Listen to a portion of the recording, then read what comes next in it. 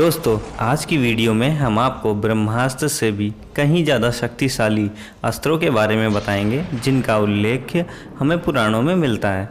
हिंदू धर्म ग्रंथों में ऐसे अस्त्रों का उल्लेख है जिनकी तकनीक आज के वैज्ञानिकों की सोच के भी परे है। ब्रह्मास्त्र। अगर हम सबसे बड़े अस्त्रों की बात करें तो ब्रह्मास्त्र का नाम सबसे ऊपर आता है, लेकिन ऐसे कई सारे अस्त्र हैं जो ब्रह्मास्त्र से भी कई गुना ताकतवर हैं। लेकिन उससे पहले ब्रह्मास्त्र के बारे में जान लेते हैं। ब्रह्मास्त्र में ऐसी खूबियां थी जिसके सामने बड़े बड़े योद्धा भी घुटने टेक देते थे। ब्रह्मास्त्र की विशेषता थी कि जो भी इसका प्रयोग करता था वो लक्ष्य को बिना नष्ट किए इसे वापस भी ले सकता था। महर्षि वेदव्यास ने लिखा है, जिस स्थान पर ब्रह्मास्त्र का उपयोग किया जाता था उस जगह 12 वर्ष तक पेड़, पक्षी, पौधे कभी नहीं उगते थे। ये वैसे ही है जैसे आज के परमाणु हथियार। आज परमाणु बम जहाँ भी गिरता है वहाँ भी कई सालों तक पेड़, पौधे, पक्षी कुछ नहीं होता। ब्रह्मास्त्र को दिव्य वर्ग की श्रेणी में रखा गया है क्योंकि ये सिर्फ जीव मात्र को नहीं मारता। जीव जिस परमाणु या अणु से मिल के बना होता है ये उस परमाणु या अणु को भी ख़त्म कर देता है। ब्रह्मास्त्र एक मंत्र द्वारा चलता है। ये मंत्र एक प्रकार की शैली है जो दिव्य अस्त्रों को नियंत्रित करने का काम करती है। आप इसको इस तरह समझ सकते हैं कि आज के युग में अगर परमाणु हथियार का उपयोग हो रहा है तो उसका एक प्रोसेस होता है, उसी तरह ब्रह्मास्त्र को इस्तेमाल करने का भी एक मंत्र होता था। ब्रह्मास्त्र की खासियत थी ये जिसका नाम लेके मारा जाता था ये उसे ही जाके मारता था। किसी स्त्री के गर्भ में पल रहे बच्चे को भी ये मार सकता था बिना उस स्त्री को नुकसान पहुंचाए। महाभारत काल के विषय में हमने सुना है कि ब्रह्मास्त्र के प्रयोग से बहुत सारी स्त्रियों के गर्भ मारे गए थे। जो भी जीवन उस समय उत्पन्न होने की प्रक्रिया में था उस सब का विनाश हो गया था। ये थी ब्रह्मास्त्र के बारे में कुछ बातें। अब बात करते हैं ब्रह्मशीर्ष अस्त्र की। कहा जाता है ब्रह्मास्त्र ब्रह्मा जी के एक शीर्ष को प्रदर्शित करता है, जबकि ब्रह्मशीर्ष अस्त्र ब्रह्मा जी के 4 सिरों को प्रदर्शित करता है। इसलिए इसे ब्रह्मास्त्र से 4 गुना अधिक शक्तिशाली बताया गया है। ब्रह्मास्त्र की तुलना वर्तमान के परमाणु बम, जबकि ब्रह्मशीर्ष की तुलना वर्तमान के हाइड्रोजन बम से की जा सकती है।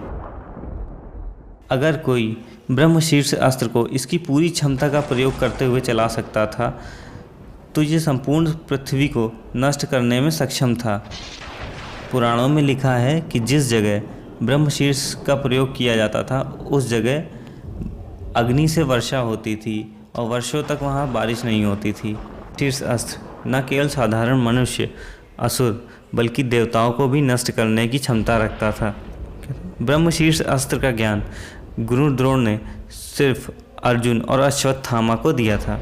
अर्जुन को ब्रह्मशीर्ष को चलाने तथा वापस लेने का ज्ञान था, जबकि अश्वत्थामा को ब्रह्मशीर्ष को सिर्फ चलाने का ज्ञान था। जब महाभारत के अंत में अर्जुन और अश्वत्थामा दोनों ब्रह्मशीर्ष को चलाने वाले थे तब नारद मुनि और वेदव्यास ने दोनों को रोक लिया, वरना पूरा संसार नष्ट हो जाता।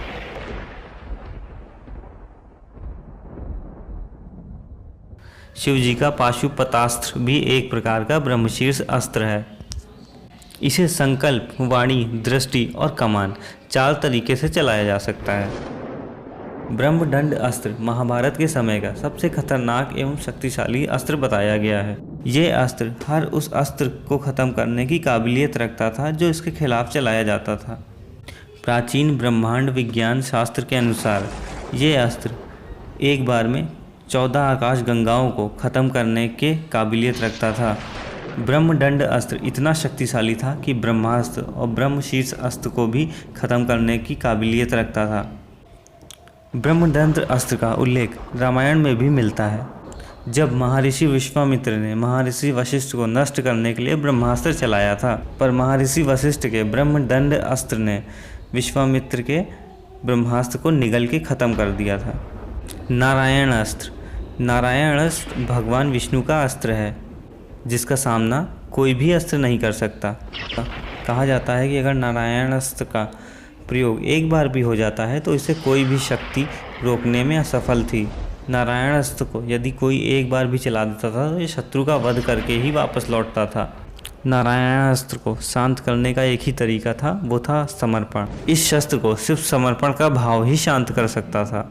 इस अस्त्र का विरोध करने वाले का विनाश निश्चित था।